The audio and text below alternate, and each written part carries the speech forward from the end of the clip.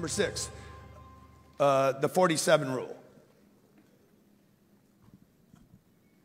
So the 47 rule is, look, if you're going to put 40 hours in at work, how many of you work 40 hours a week?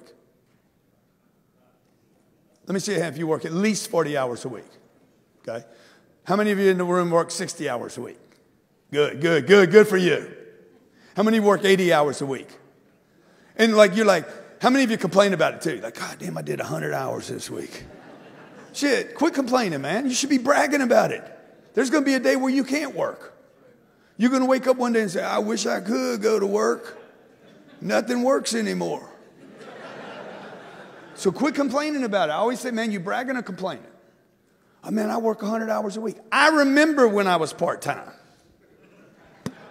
I remember when I couldn't think big. Every super successful person that I've studied talks about 100-hour, 140-hour work weeks, 1,000-hour work weeks, burning late. Bill Gates talking about, I would grab something to eat, I would fall asleep, and I would write code. And that's all I did. I ate and I wrote code. And if I couldn't write code, I went to sleep. Think is giant and massive. Okay? When China was ripping Bill Gates off at Microsoft, okay, he says, hey, China's stealing Microsoft, not their hardware, but their software. He's like, if they're going to steal it, we want to make sure it's Microsoft.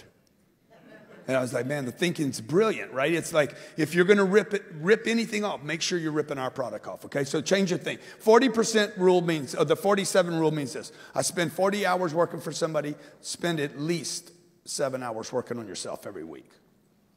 Hour a day. I mean, what is that? I'm going to read, okay? All these guys talk about reading books. Warren Buffett talks about reading 3 and 4 hours a day. Read. They got guys actually saying they don't read anything, bragging about it. I never read. I've never read anything. Books are for idiots. Okay, well, look, all these super successful people that built billion-dollar businesses are reading. And they got smart people around them, okay? And if you don't like reading, who doesn't like reading in a room? Yeah, well, good. So what? Billy Boy reads. Okay, you got to read, folks. You got to read. It doesn't matter if you want to do it or not. I don't like to work out either. So what? Sometimes I don't like my kids. How many of you got kids? How many? Sometimes you're like, jump, get off the balcony. Okay, number 7, stay broke. Stay broke. Y'all got to stay broke, man. Cash is garbage. You don't need money. You don't need cash. Cash is trash. Your mommy and daddy didn't know this. Cash is garbage. It is trash. Take it out. Use it. It is worthless until it is put to work. Okay? Listen to me. Money is worthless until it is put to work. Money is useless until it is used. It's a piece of paper. Okay? It's got God on it. Look how they trick this. Let's put God on there, man.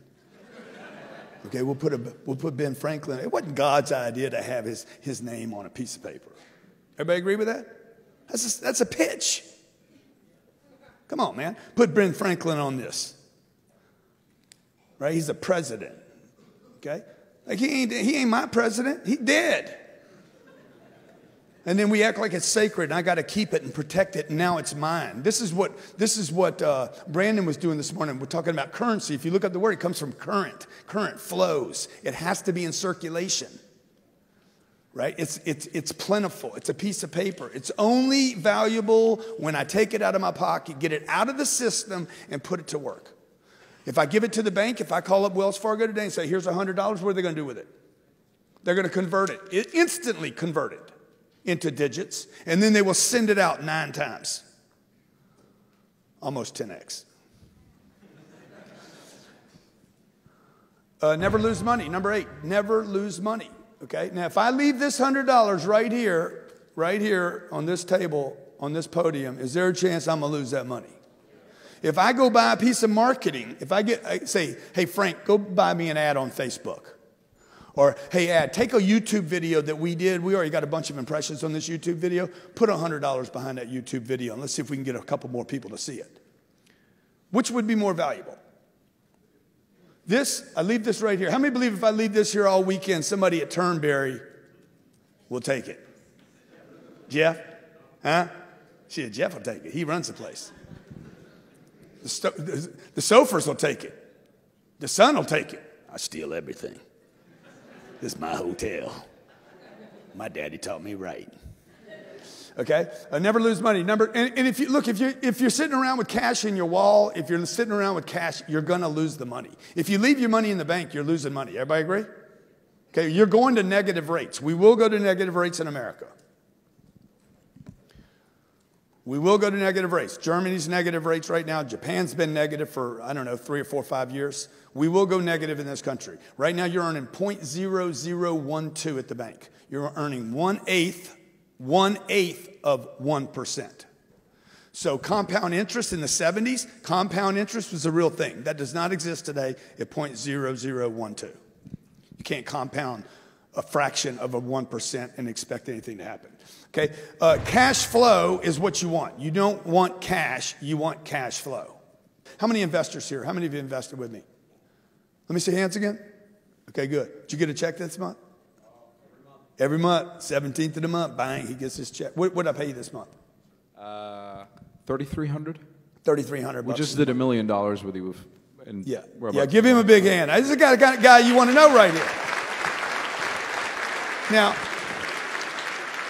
Dr. Carl and I belong to the same church, and he injects stem cells in I got some knee problems, and so twice a year I go to Dallas, and he gives me an injection, and he says it works, and I cross my fingers and hopes it works. You know, he's like, "Hey, how's it working, Grant?" I said, "I don't know. I think it's working. I want it to work." Okay. Number 10, never quit until you achieve your goals. Your financial goals. Never give up on your financial goals until you achieve your financial goals. There's people in this room, folks, that are going to be worth billions of dollars. There's a billionaire in this room right now. I'll guarantee you. Could be 2 or 3 of them. Billionaires in the making right here. Okay? Question is, who's it going to be? Now, if somebody in this room, how many believe this? If somebody in this room made a decision, I'm going to put together $1 billion. How many believe that's possible? Everybody in the room believes it's possible. You might not think it's possible for you, but you know it's possible. Which means what? The money's available. Would you do good things with that $1 billion? Okay, you know that about yourself. You don't know about the guy sitting next to you. You know that about yourself. So you know somebody could do it, and you know if you did it, you'd do good things with it, right? So go do it, man, because the money's out there. There's plenty of it. And I grew up with a little 4'11" Italian lady that knew nothing about money. She just knew, hold on, clip coupons, save your money. How many were brought up like that? Penny saved is? Penny earned. Save for a? See, you were brought up the same way I was. Eat all your food. If you don't eat it all, save it, put it in the refrigerator, right? Some of you got food in your refrigerator right now, 3 and 4, 5 days old. You have no intention of eating it. Some of you got like 1/8 of a bagel left from 5 days ago. Right now you're like, oh, it's in there right now. You got ice cream in your freezer that's like 6 months old. It's expired twice. It's got that much frost on it, but you got 1 bite left. I know it's still good. You tell your kids this too. You pass on the same bullshit to your kids. Eat all your food, eat all your food, eat all your food. And then you wonder why we got obesity problems in America. We live in a country that's rich, and the people have scarcity in their minds.